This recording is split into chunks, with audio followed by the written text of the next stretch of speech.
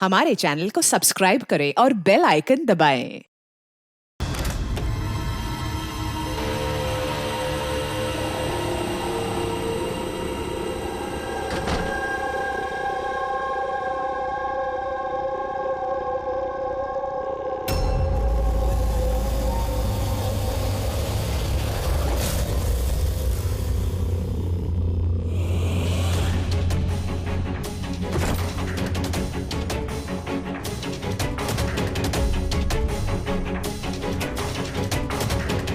बकुल से आज बात करनी पड़ेगी, चाहे कुछ भी हो। बकुल से बात करनी ही पड़ेगी।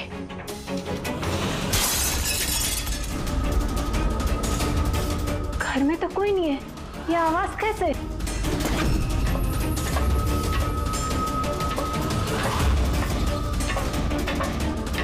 कीर्ति,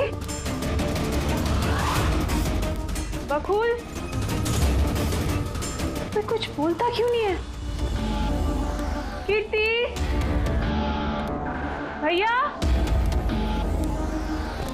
कीर्ति,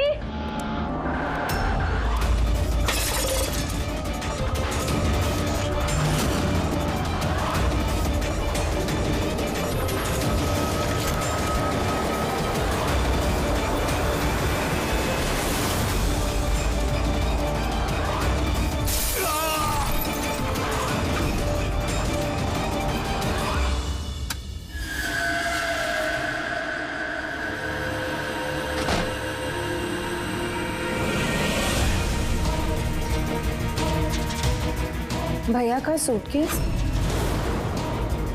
भैया बैंगलोर नहीं गए क्या?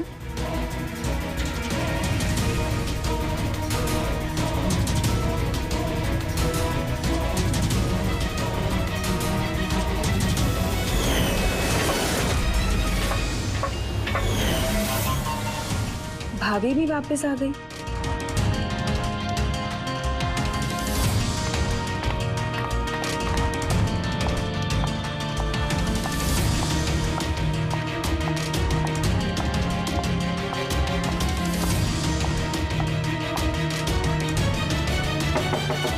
भैया, बकुल भैया, भैया आप बैंगलोर नहीं गए क्या? भाभी,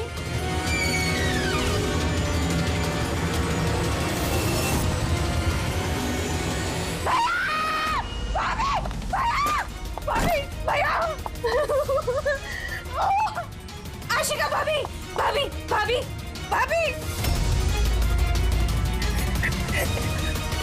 हेलो, हेलो नितिन भैया, भैया आप जल्दी से वापस आ जाओ।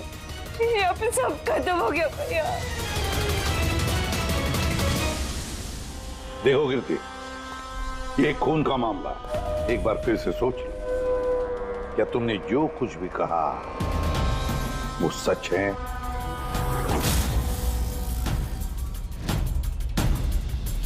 सर, हमें नहीं लगता है कि ये बात सच है। आपके लगने या ना लगने से कोई फर्क नहीं पड़ता। जब आपसे कुछ पूछा जाएगा तभी बोलना। हो सकता है ये सच बोल रही हो, क्या पता। मैं पागल नहीं हूँ, मैं होश में हूँ।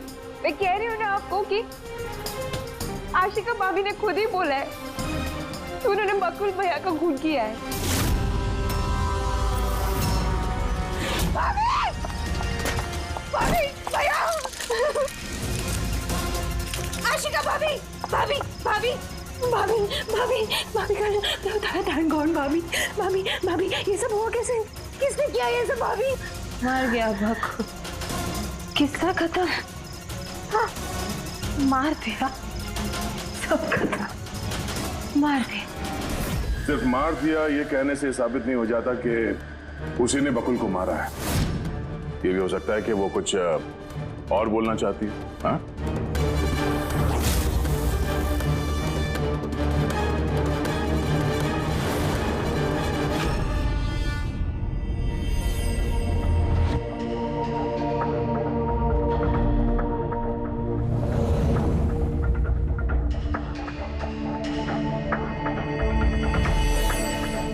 एक बात बताओ, जब बकुल का खून हुआ उस वक्त तुम सब लोग कहां पर थे?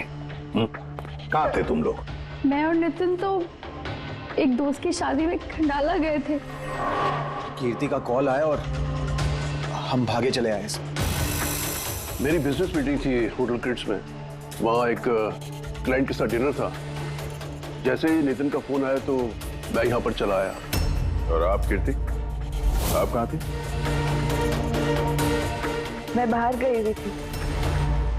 कीर्ति बाहर गई थी, चाचा जी क्लाइंट के साथ मीटिंग में थे और आप दोनों खंडाला गए थे।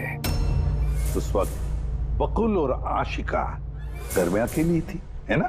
बकुल भैया भी बैंगलोर जाने वाले थे, उनकी 11 बजे की फ्लाइट थी और आशिका भाभी तो पार्टी में गई थी। आप सब घर में नहीं थे तो फिर बैंगलोर जाने वाला बकुल वापस क्यों आया घर पे? और ये आशिका, वो पार्टी से वापस क्यों आई? तो वो आप जाकर आशिका भाभी से पूछिए ना कि वो इतनी जल्दी वापस क्यों आ गई। वो तो घर पे ये बोलकर गई थी ना कि वो सुबह वापस आएंगी। वो तो हम पूछेंगे उससे। फिलहाल आप बताइए, आप कहाँ गई थी बाहर? मेरी मदर बांद्रा रहती है, उनको अचानक फूड पॉइजनिंग हुआ था, मैं उनके पास ही गई थी और फिर वहीं से मैं आई। वाह, हर एक के पास एक्सप्लेनेशन है कि बकुल के खून के वक्त मैं यहां था, मैं वहां थी, मैं वहां गया था। सबके पास एक्सप्लेनेशन है, लेकिन आप सब लोग एक बात अच्छी तरह से याद रखना, हम सीआईडी वालों से सच ज्यादा देर तक छुपता नहीं, सामने आकर ही रहता है।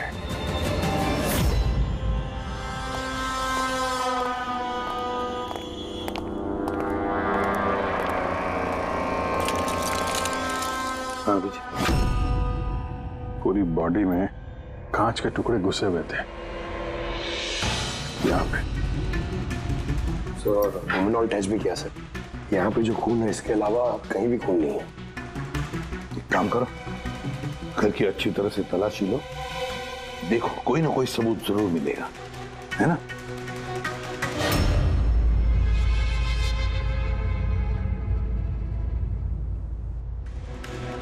ये बताया सर, इनका कहना है कि इन्हें कुछ भी याद नहीं। कुछ भी याद नहीं? आशिका, तुम्हें याद आ रहा है तुमने कीर्ति को होश में आने के बाद कुछ बताया था? याद करो। मुझे कुछ याद नहीं आ रहा। याद करने की कोशिश करो। कीर्ति कह रही थी कि बकुल का खून तुमने किया, ऐसा तुमने खुद उसको बताया? कीर्ति इल्जाम लगा रही है मेरे पे। बकुल को मैंने नहीं मारा।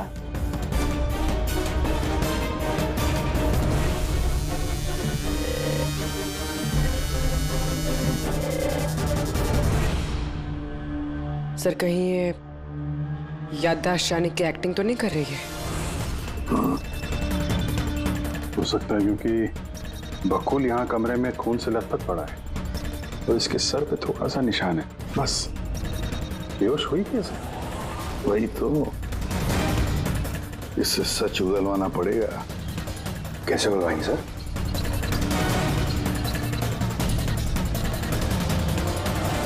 सच उगलवाएंगे नार्को टेस्ट से।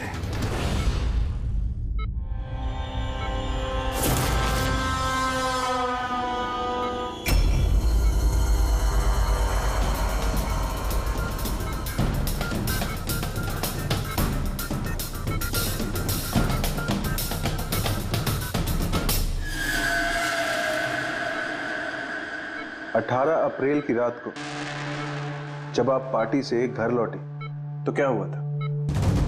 मैं घर में घुसी, बकुल चिल्ला रहा है। फिर क्या हुआ? फिर मैं रूम में गई देखने के लिए। क्या देखा आपने? मैंने देखा कि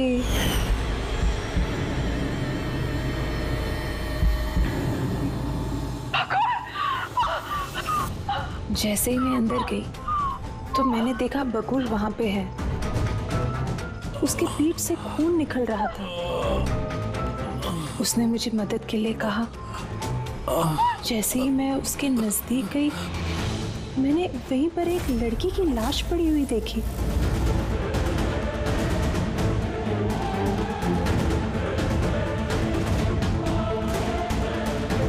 मुझे गुस्सा आया और मैंने वहां पड़ा एक कांच को उठाया।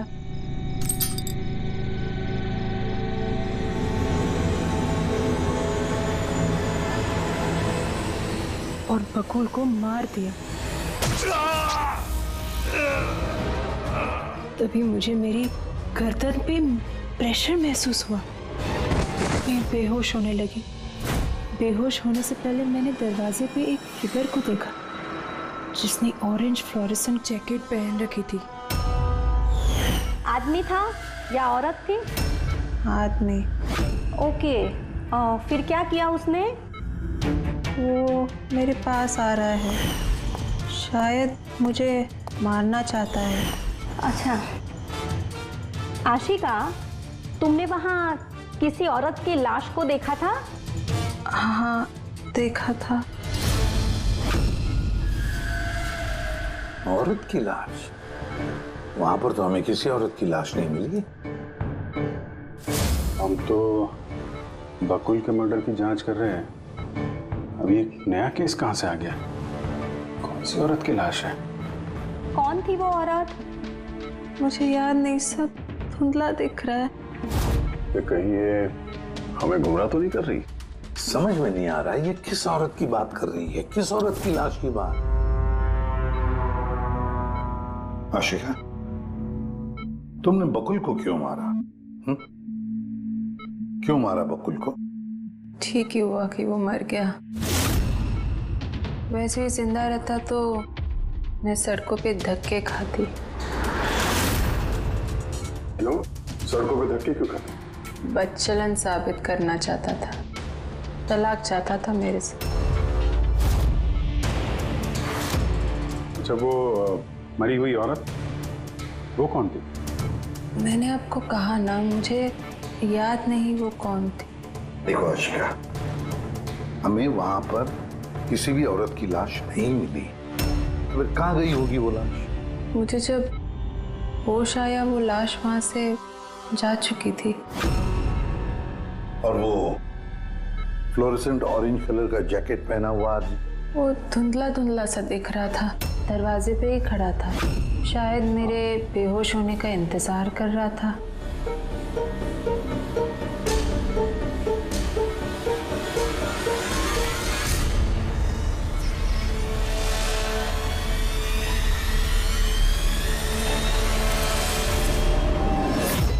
अभी तो आशिका वही बोल रही है जो उसे अच्छा लगता है, मगर टेस्ट में उसने सब कुछ सच सच बोला है।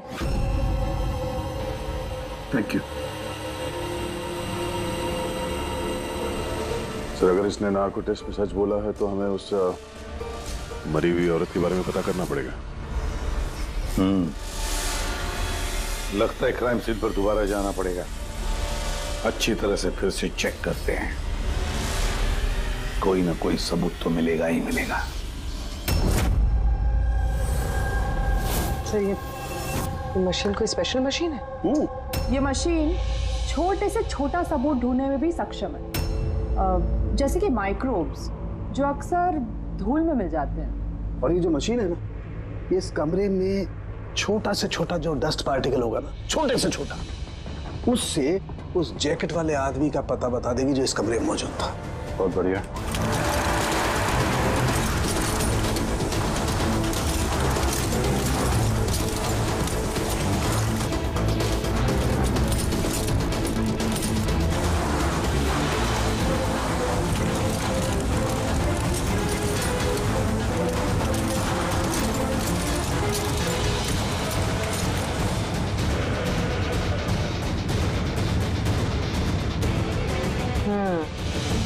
ये देखिए, जो हमारी नजरों से बच गया वो इस मशीन ने ढूंढ निकाला।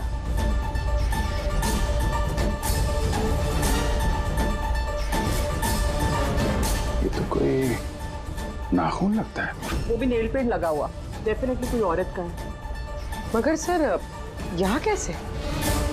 शायद भागा दौड़ी हाथापाई में किसी चीज से ठोकर लगी होगी और नाखून यहाँ पे रह गया। घर वालों का पता करो, इनमें से तो किसी का नहीं।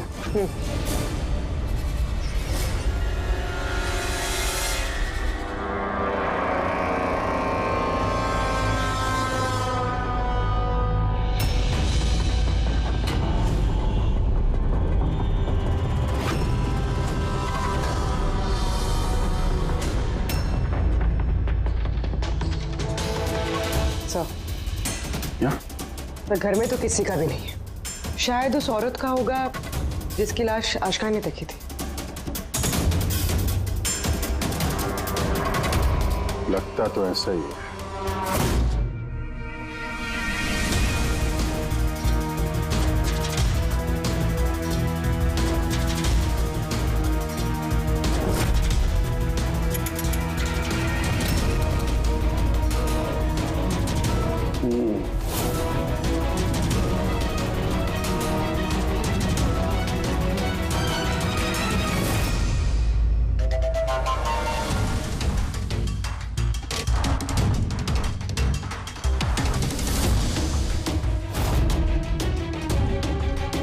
ये बात है तारिका। राइट। क्या पता चला इस नाखून का किसका है ये? सर, नाखून का डीएनए किसी भी फैमिली मेंबर से मैच नहीं हुआ। लेकिन एक बात पता चली बस, ये नाखून जिस किसी का भी है वो एक औरत है और उसकी उम्र 20 से 25 साल है। 20 से 25 साल की औरत। और एक बात, हाँ,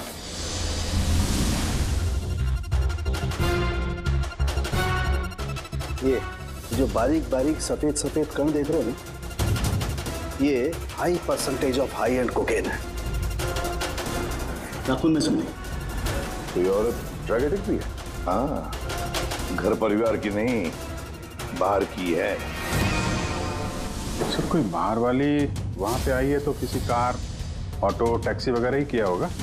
हाँ, पता लगाना पड़ेगा रिक्शा वालों से, टैक्सी वालों से कि क्या उनमें से किसी ने उसे घर पर छोड़ा है क्या। सर वो आशिका बता रही थी कोई फ्लोरोसेंट ऑरेंज कलर की जैकेट पहने हुए आदमी था वहां पे। बेहोश होने से पहले मैंने दरवाजे पे एक फिगर को देखा जिसने ऑरेंज फ्लोरेसेंट जैकेट पहन रखी थी। वो कौन है, कहाँ से आया, कहाँ गायब हो गया, उसके बारे में भी पता लगाना पड़ेगा। और सर जितने ड्रग पेडलर्स हैं उनसे भी पता करना पड़ेगा कि कितनी औरतें ये हाई एंड कोकेन लेती हैं। अभिजीत, एक काम करो, रिक्शा वालों से, टैक्सी वालों से पता लगाओ क्या किसी ने इस औरत को घर पर छोड़ा था क्या, और मिसिंग पर्सन रिपोर्ट भी चेक करो। और दया, जाओ शहर में जितने भी ड्रग पेडलर्स हैं ना, सबसे जाकर पूछताछ करो। देखो क्या वो किसी ऐसी औरत को जानते हैं जो हाई क्वालिटी कोकेन इस्तेमाल करती है। और हम जाकर उन घर वालों से मिलते हैं, देखते हैं क्या कर रहे थे, कहाँ गए थे इस हादसे के वक्त।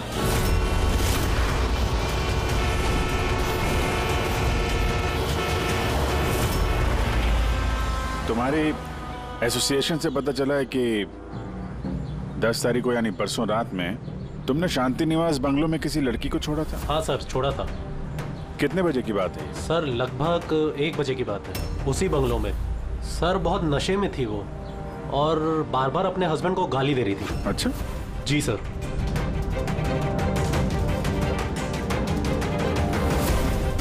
ये लड़की थी वो? हाँ सर, यही थी वो। वहाँ बंगलों के आसपास कुछ गड़बड़ लगी क्या? नहीं सर, गड़बड़ तो कुछ नहीं लगी, सब कुछ नॉर्मली था। और एक कार खड़ी थी, एक बाइक और सर एक गार्बेज वैन भी था। Garbage van? जी sir. Sir sir sir sir sir sir मैं भी एक लड़की को परसों शांति निवास बंगलों के बाजू में छोड़ा था। कितने बजे? सर यही कोई 12:30 बजे के आसपास।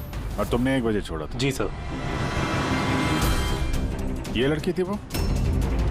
नहीं नहीं सर, ये लड़की नहीं थी। तो इसको तुमने 1 बजे छोड़ा और 12:30 बजे जिस लड़की को छोड़ा था उसको दोबारा देखोगे तो पहचान जाओगे? एकदम सर, बरोबर पहचान लेगा। गुड। सुनो,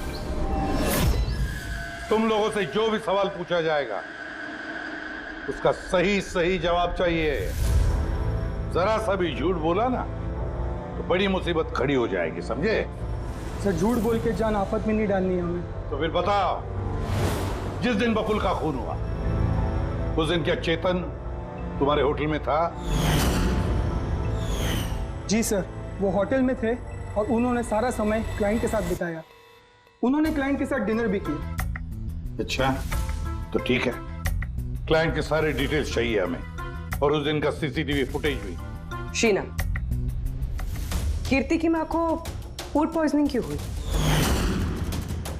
खाने में क्या मिलाया था? मैंने तो कुछ भी नहीं मिलाया था। आंटी जी तो बाहर गई हुई थी। जब वो वापस लौट के आई उनकी तबीयत खराब थी। सर नितिन और सिया दोनों सारा दिन शादी में ही थे। पूछे भी नहीं बता रहे। रट्टा मार के आए हो क्या? नहीं मैम, जो सच्चाई है वही बता रहा हूँ। 11 बजे फंक्शन बंद करा दिया था हमने। उसके बाद में नितिन और सिया वो लोग कहाँ गए? फिर वो दोनों अपने रूम में चले गए सर।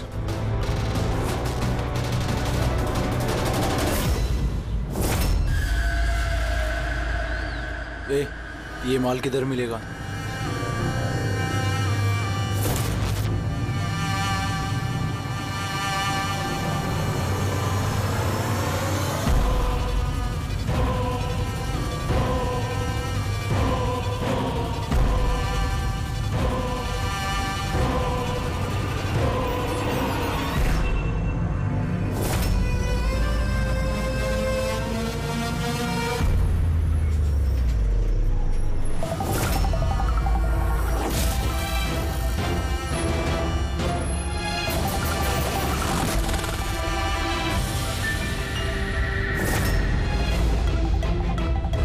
माल चाहिए।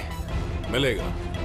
कितना चाहिए और पेमेंट कैसे करेगा? पेमेंट माल इस्तेमाल करने के बाद। माल इस्तेमाल करने के बाद? भागने के बारे में ना सोचना भी मत। मेरे पास हर एक क्लाइंट की ना कुंडली है, कुंडली, और उस कुंडली में लिखा है कि मेरा क्लाइंट ओवरडोज से मरेगा या मेरी बंदूक की गोली खा के।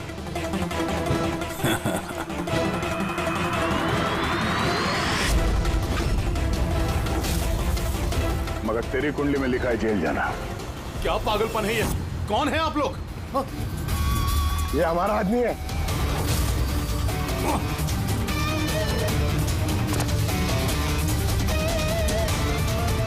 चल, बात हो गया।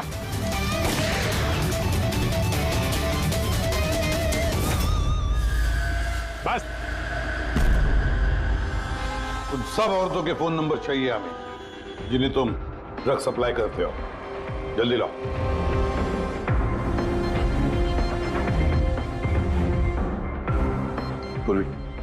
देखो जरा, कॉल करके देखो इन सारे नंबर्स पर। देखो कोई गायब तो नहीं है।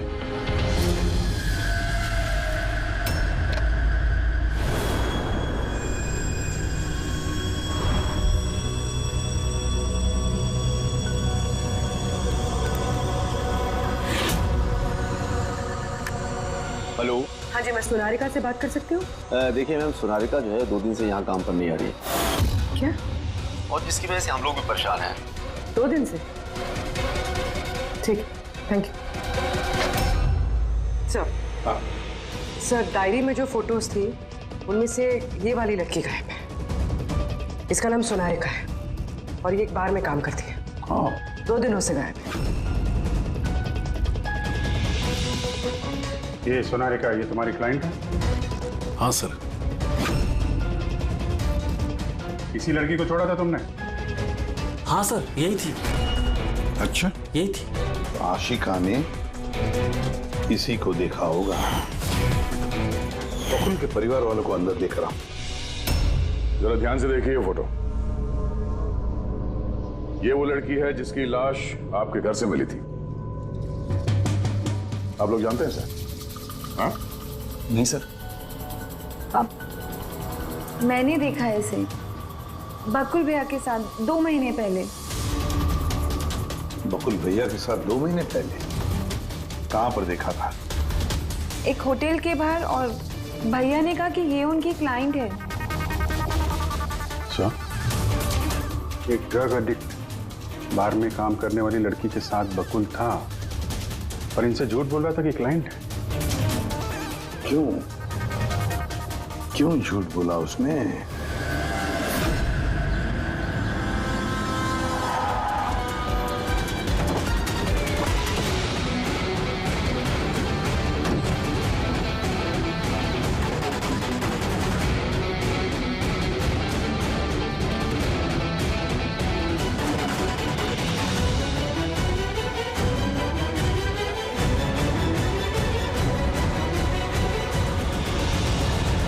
ये सोनाली का यहीं पे काम करती थी ना?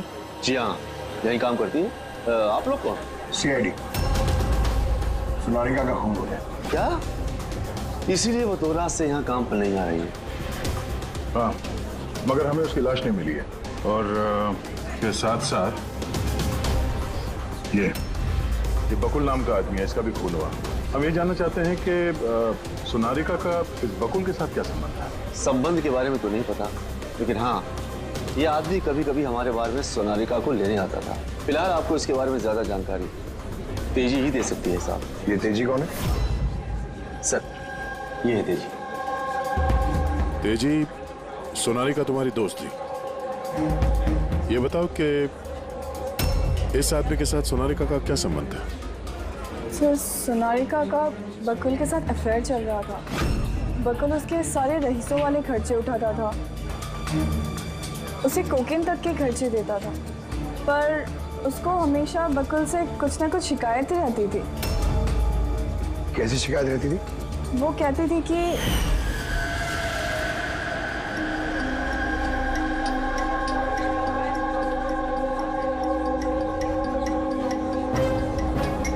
सोनालिका, क्या हुआ? मैं बकुल के साथ ना अब ये रिश्ता और नहीं रख पाऊंगी।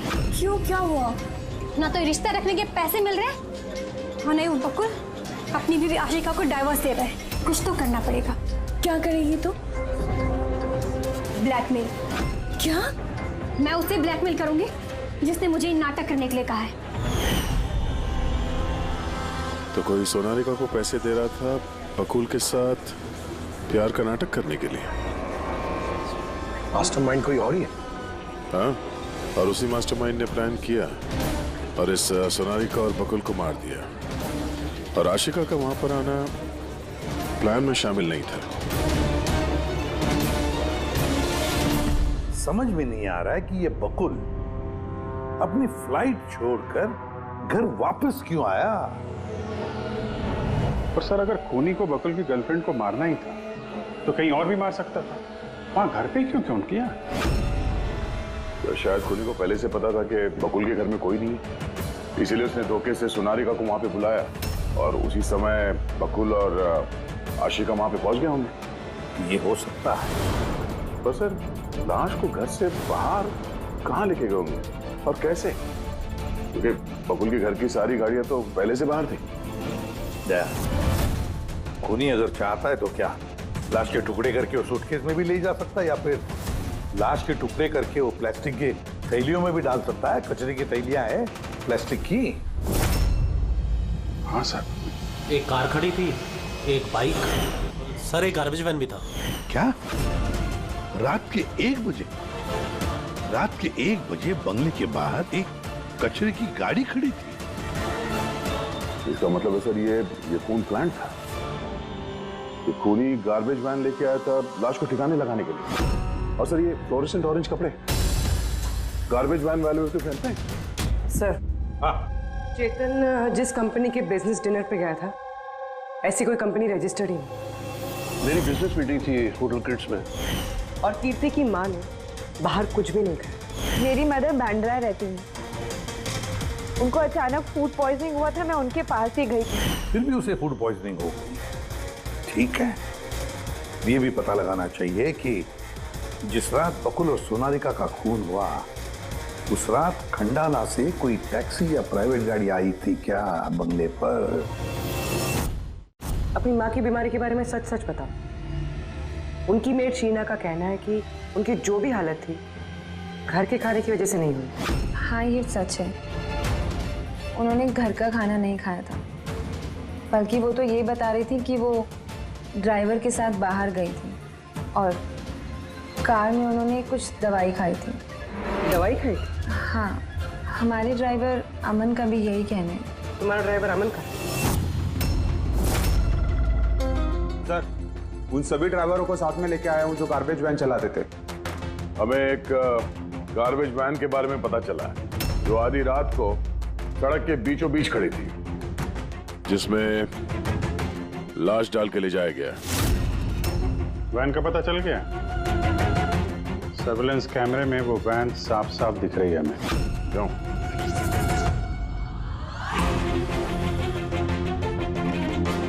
तुम हो ना उस वैन के ड्राइवर? नहीं सर, मुझे कुछ नहीं पता। मेरा भाई लेकर गया था सर उस वैन को। अब वो उसे कहाँ लेकर गया था और क्यों लेकर गया था मुझे कुछ नहीं बताया सर उसने। फोन लगा उसका? जी सर।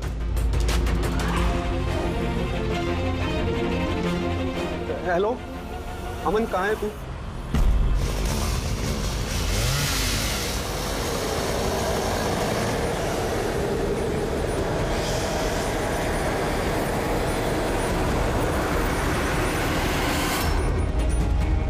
क्या भाई, कैसा है?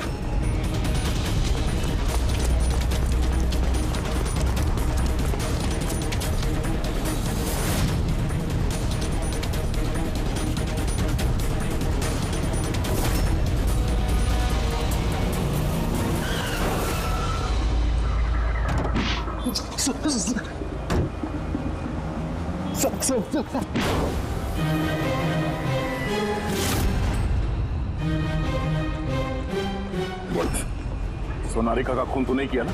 हाँ? और कीर्ति की माँ के पानी के बोतल में भी तुमने कुछ मिलाया था? हाँ? सर मैं सच बता रहा हूँ। मैंने तो जो कुछ किया उस फोन कॉल की वजह से किया था जो बकुल सर के बंगले से आया था। किसने फोन किया था बकुल के बंगले से? मैंने उसे कभी देखा नहीं है, सिर्फ उसकी आवाज सुनी थी। औरत ही आदमी? सर कभी कभी तो औरत की आवाज में फोन आता था और कभी आदमी की आवाज में। सर, ये जो कोई भी है ना, ये बकुल के घर वाला ही। हाँ, मगर तूने ये सब किया क्यों? कोई फोन पे कुछ भी बोल देगा तू कर देगा? हाँ? सर मुझे लालच दिया गया था सर कि मेरे 5 लाख के कर्जे को चुका दिया जाएगा अगर मैंने उनकी बात मानी तो। सर मैं लालच में आ गया था, मगर मैंने कोई खून नहीं किया सर। मैंने तो सिर्फ लाश को ठिकाने लगाया था सर। लाश कहाँ?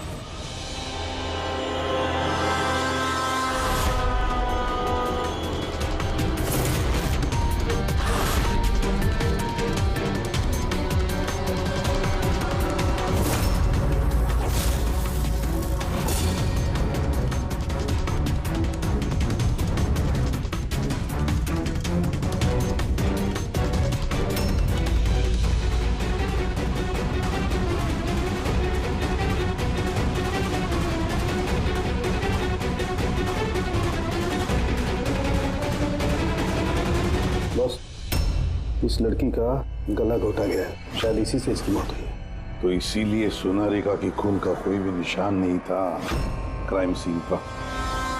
और उसके पैर के अंगूठे का नाखून भी उखड़ा हुआ है।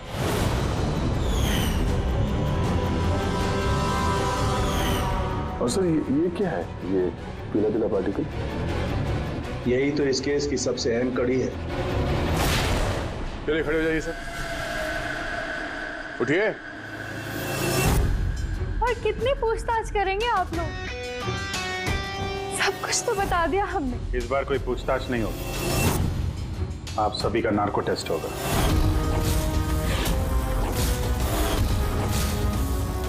Narco test? क्यों पर? क्योंकि आप में से कोई है जो सच नहीं बोल रहा है। आपके पास कोर्ट की परमिशन है इस नार्को टेस्ट के लिए? जी हाँ, परमिशन के बिना हम कुछ नहीं करते।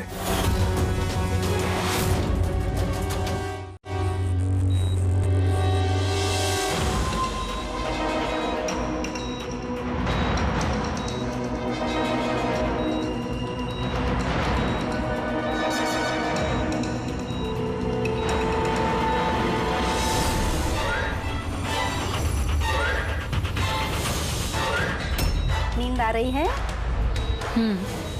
जो मैं आपको बोलूंगी उसका सही सही उत्तर दीजिएगा, ठीक है? सोनारिका को जानती हो? हाँ। बकुल का अफेयर था सोनारिका के साथ, ये भी जानती है आप? हाँ, मुझे दोनों पे शक था। क्या आशिका ने सोनारिका का खून किया है? आशिका जानती नहीं थी सोनारिका को, तो खून कैसे करेगी?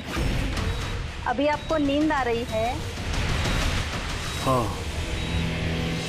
सोनारिका को जानते हो? नहीं। बकुल का अफेयर था सोनारिका से, ये जानते होंगे आप? नहीं। क्या आशिका ने सोनारिका का खून किया है?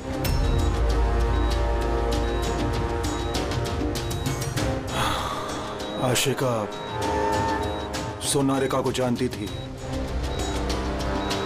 आशिका ने ही बकुल और सोनारिका का खून किया है। उसी ने ये खून की साजिश रची थी। आशिका की हरकतें कुछ दिनों से काफी अजीब थी। ये बात मैंने बकुल को बताई थी। क्या हुआ सर? हुआ कुछ नहीं नितिन, सिर्फ इतना बताना था कि ट्रुथ सीरम के असर से इंसान सिर्फ उतना ही बताता है जितना उसे पूछा जाता है, ज्यादा कुछ नहीं बताता। अब बात यह है कि इंसान का दिमाग अपना मेमोरी शेयर करता है पर ओपिनियन नहीं देता, जैसे तुमने अभी दिया। अब सारी असलियत फटाफट बता दे, वरना असली वाला सीरम देना पड़ेगा तुझे। असली ट्रूथ सीरम मतलब ये कि हमने जो सीरम दिया था वो ट्रूथ सीरम नहीं था, ग्लूकोज का इंजेक्शन था। What? शक तो हमें तुम पे पहले से ही था, लेकिन सारी सच्चाई तुम्हारे मुंह से सुनना चाहते थे। नितिन, सब कुछ तुमने बड़ी सफाई से, बड़ी चालाकी से किया था, लेकिन सोनारिका के चेहरे पर जो हल्दी लगी थी ना, उसने तुम्हें पकड़वा दिया। वही हल्दी जो शादी के वक्त तुम्हारे हाथ में लगी थी। ये पीला पीला पार्टिकल दरअसल हल्दी है, और इस हल्दी में आटा और तेल भी मिला हुआ। आटा, तेल, हल्दी। चेहरे पे हल्दी नहीं है, सिर्फ यहाँ कदम के पास। कहाँ से आई होगी ये हल्दी? सर, सिया बता रही थी कि वो लोग खंडाला गए थे शादी के लिए, और वहां पे हल्दी के रस्म में शामिल भी हुए थे वो लोग। बकुल 500 करोड़ का एम्पायर चला रहा था। वो एम्पायर जो मैंने सेटअप किया था, लेकिन वो मुझे ही उस एम्पायर से बेदखल करने की फिराक में था। तो फिर उससे बात करते थे, उससे समझाते थे। बात करने की कोशिश की थी सर, कई बार कोशिश की थी, लेकिन वो सुनता तब ना। भाई था वो मेरा, मैं नहीं मारना चाहता था उसे, लेकिन वो पूरा एम्पायर अपने नाम पे करवाना चाहता था। इसीलिए फिर मैंने भी एक प्लान बनाया। क्या प्लान बनाया? बकुल और आशिका के आए दिन झगड़े होते रहते थे। वो आशिका को छोड़ना चाहता था। मैंने सोनारिका को पैसों का लालच दिया और उससे कहा कि बकुल से झूठ मूठ का प्यार का नाटक करे, और एक दिन आगे जाके उससे शादी भी करे। दरअसल मैं सोनारिका के जरिए अपना एम्पायर हासिल करना चाहता था। मगर उसे क्यों मार दिया? वो तो तुम्हारा साथ दे रही थी। शुरू में सर, लेकिन बाद में उसने मुझे ब्लैकमेल करना शुरू कर दिया। और इसलिए तुमने सोनारिका को धोखे से घर बुला दिया। हाँ सर, उस रात मैंने ऐसी सिचुएशन क्रिएट की जिससे कि सब लोग घर से बाहर रहे। मैं भी सिया के साथ खंडाला चला गया, और जैसे ही सिया ने दवाई ली और सो गई, मैं फौरन टैक्सी पकड़कर यहां आ गया और अमन को बुला लिया।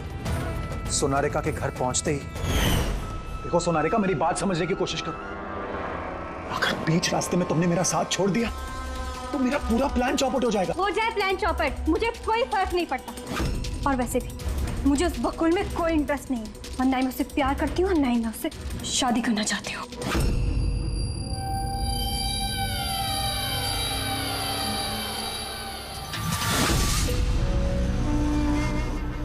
देखो, अगर तुमने मेरा साथ नहीं दिया तो बहुत पछताओगी, बता रहा हूं मैं। धमकी दे रहे हो तुम मुझे? धमकी दे रहे हो तुम मुझे?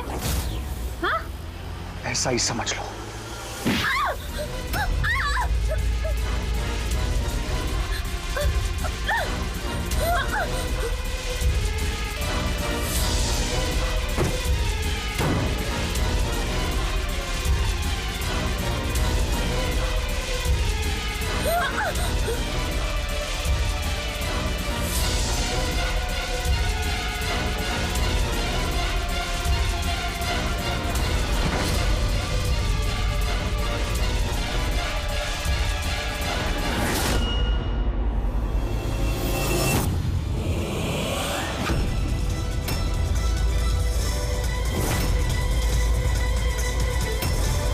सिया बकुल, ये क्या किया आपने? ये सोनालिका मुझे फंसाना चाहती थी। मैं पुलिस को बुलाऊंगा। बकुल, बकुल।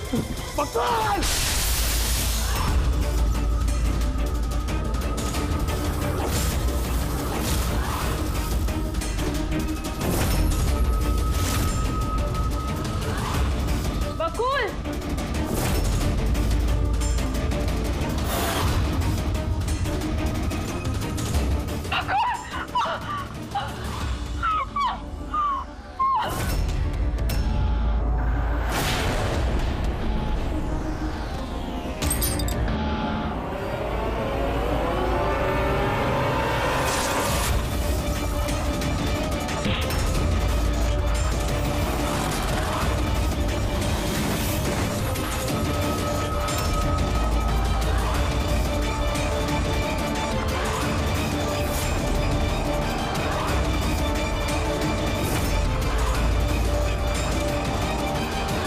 मैंने अमन को फोन पे पहले ही बता दिया था सोनालिका की लाश को ठिकाने लगाने के लिए। उसने बिल्कुल वैसा ही किया। पैसों की लालच ने तुम्हें इतना अंधा बना दिया कि तुम अपना सगा रिश्ता भी भूल गए, अपने भाई की जान ले ली, और तो और अपनी साथी सोनालिका को भी मार डाला। कानून तुम्हें कभी माफ नहीं करेगा, कड़ी से कड़ी सजा होगी, शायद फांसी। For more updates, subscribe to our channel, click the show links and enjoy watching the videos.